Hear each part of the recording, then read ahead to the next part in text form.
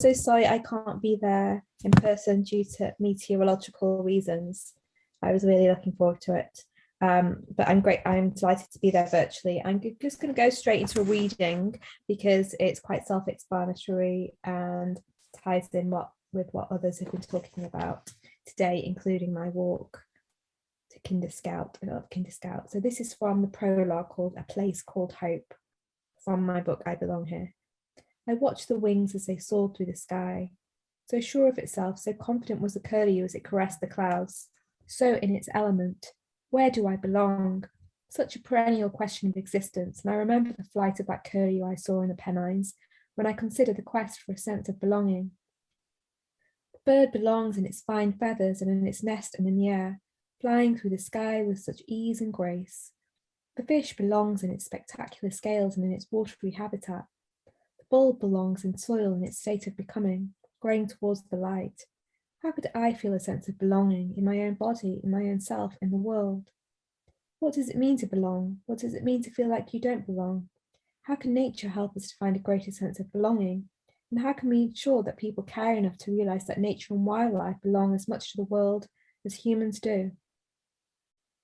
I was on a journey through northern England in early summer 2019 when I became the victim of a hate crime, when a man attacked my right to belong here with words that hurt the very heart of me. The north is my home, having been born and bred in Manchester. The Trans-Pennine Express train even passed through the city on its route from Liverpool to Newcastle. The hate crime was a vicious attack on my right to exist in a place on account of my race. I was told to get back on the banana boat and go back to where you're from, yet this country is where I belong. Hate crime is on the rise in our hostile environment. After the attack, some advised me to stop travelling alone due to the dangers, and I experienced panic attacks and anxiety at the thought of travelling by myself. But I was intent on not letting a hate crime stop me moving about freely and without fear in a country where I belong. I was eager to continue travelling alone as a woman, asserting my right to exist. One day I was looking at a map of the north, and there, along the route of my train journey, falls the Pennines, known as the backbone of Britain, with its nature reserves, national parks, and areas of outstanding natural beauty, an area of countryside designated for conservation due to its significant landscape value. My heart quickened as I looked at the miniature mappings of its mountains and rivers. The Trans-Pennine Express journey had run a route tantalizingly close to such Pennine areas, but it would take walking and local railways to fully explore it. I longed to journey through the natural landscapes of the north, transforming what began as an ugly experience of hate and exclusion into one offering hope and finding beauty after brutality. Go back to where you're from. This is where I'm from the north, the glorious north. Our emotional connection with certain places runs deep and forceful as a river, and during and after the hate crime, I felt how profound my connection was with the north. Although a racist had viciously told me to leave, I felt a magnetic pull drawing me back, not to get further from it, but even deeper into it. My journey is one of reclamation, a way of saying, to adapt the Woolly Guthrie song title, this land is my land too, and I belong in the UK as a brown woman just as much as a white man does.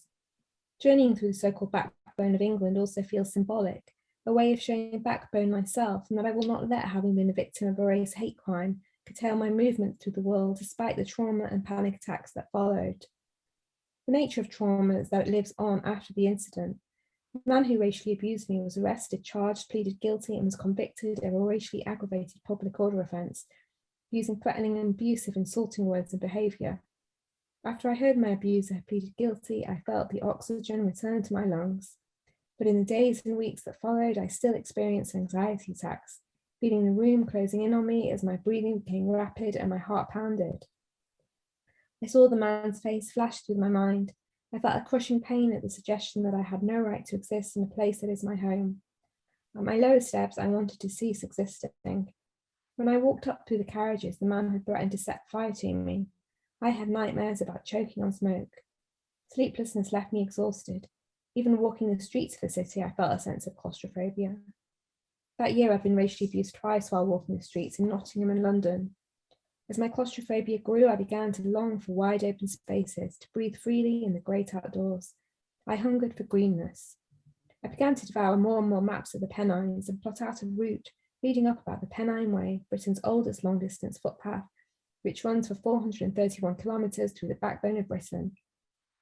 This path was the idea of the rambler Tom Stevenson, who, in 1935, wrote about how he yearned for a long green trail, like those of the John Muir Trail through the Sierra Nevada mountain range, and the Appalachian Trail in the eastern mountains of the US.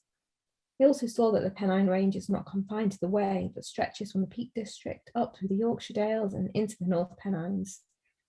I zoomed in on a map of the Peak District, where the Pennine Way begins and where the North begins its border. How glorious to glimpse a place named Hope. It's there I wanted to start my journey, walking through Hope Valley. I felt strongly that journeying again through the North had something to offer me, and I wanted to follow that gut instinct. One day in midsummer, I finally make a move. I get the Hope Valley line from Manchester reopened after storm closure. I see flashes of purple rosebay willow herb through the window. I step off the train in Edale, the gateway to the Pennines, and feel the noise of the city fall away. As the train engines fade, silence envelops me but for birdsong. In a cafe called Penny Pot, I sip sweet tea while looking at maps left on the table. A volunteer from the National Trust sitting next to me sees me marvelling at the maps and tells me more about Kindescat Moorland Plateau Nature Reserve. This part of the countryside is about access and the right to roam, as it is here that the Kindescat mass trespass of 1932 happened, which helped to open up access to the countryside. Hundreds of walkers, who were many from Manchester, trespassed en masse on what was then private land and walked from Hayfield to Kindescat, asserting their right to exist in places from which they were excluded. Kindescat was at the time used to keep grass for rich landowners. The walk was celebrated in the folk song The Manchester Rambler by poet and folk singer Ewan MacColl, who marched during the protest and knew that walking could be a radical and political act and lead to change, that walking could be a way of saying, I belong here. The Kindermass trespass sparked a wave of transformation. 3 weeks later, 10,000 ramblers held a protest for the right to roam at the nearby limestone gorge of Winnet's Pass, launching a movement that ultimately led to the creation of the first national park in 1954 in the Peak District, and to the establishment of the Pennine Way and other long-distance footpaths. But it was not until the year 2000 that freedom to roam legislation was passed, securing walkers' rights to travel to work and country. Just over 2 decades ago, I feel how far there still is to go for all to feel safe and free and welcome while walking the world. A National Trust leaflet in the cafe explains about Be Kind, a walking trail, an initiative from Jarvis Cocker and Jeremy Della, both of whom I later run into at the cafe. It reads, this self-led walking trail encourages people to think about the importance of being kind to this incredible natural habitat, as well as honouring the individuals who fought for our rights of way, allowing future generations to enjoy and protect this spectacular landscape for years to come. I have known little about this history when I boarded the Hope Valley Line train to Edale. What a symbolic place it is to walk through as I assert my right to roam through the world. Learning more about the North, my sense of place and identity deepens. As I walk through the moorland, I feel more than ever that pioneering spirit from Manchester and how walking is still a radical and political act. The Pennines are an important water catchment area with many reservoirs and the headstreams of river valleys. The peat moorlands, landscapes of dark, rich peat soil, which provided much of our drinking water, died off due to industrial pollution, poisonous gases destroying vegetation. But hundreds of hectares are being brought back to life by conservation and restoration initiatives, such as dams on the Kinder Plateau, re-wetting the moor and helping heather to flourish, and thousands of trees and cotton grass plants have also been planted, benefiting biodiversity. I think about the deep wounds in places and in people and how they might be healed. I think about how we care for each other and for the land in which we live. I think about being kind to each other, ourselves, and to the earth through which we walk. I experienced kindness as well as cruelty on that train journey during which I was racially abused. I am keen for it to be kindness that ultimately triumphs. I continue to walk through the Kindescat Moorland Plateau, following trig points used to measure the heights of mountains. I see butterflies of brown angus, common blue, marbled white, red admirables, bright orange and black painted ladies, and small tortoise shells. I see creatures of many colours flutter by oblivious to me. I relish being in the non-judgmental world of nature. I relish learning the new names of places and creatures, letting the beauty of them take the sting out of the abusive words that I was called. I look out for rare wildlife like bilberry bumblebees, which started to return when the moorland began to come back to life.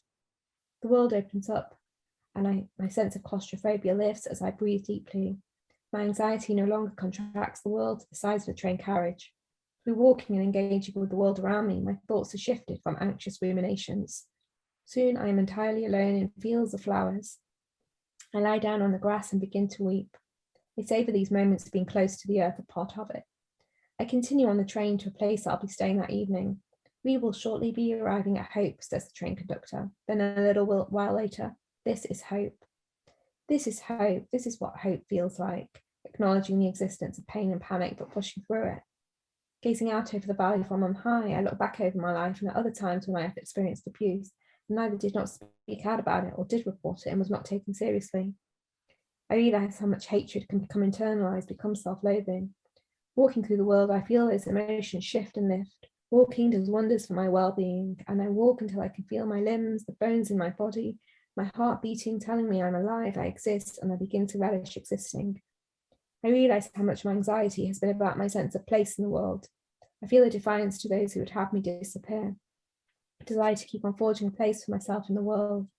I think back to the situation on the train and how it was standing up from my seat and walking through the carriages that had been defining, followed by talking with the train manager to report what happened. It had been standing up and speaking up. It had been walking and talking. I reported the hate crime and I wanted to do all I could to stop anyone else having to go through what I went through. In the days that followed, a desire grew in me to continue turning hope into action. I'm hungry to continue my journey through the north. I feel my mind open out as I look forward to walking through the forest of Bowland, rising up through the Yorkshire Dales and the North Pennines. You may kill me with your hatefulness, but still, like air, I'll rise, wrote Maya Angelou. I want to continue rising, both geographically and emotionally. My journey is far from over. I will not be silent. I will not stop speaking out, and I will not stop walking through the world, my home. Thank you.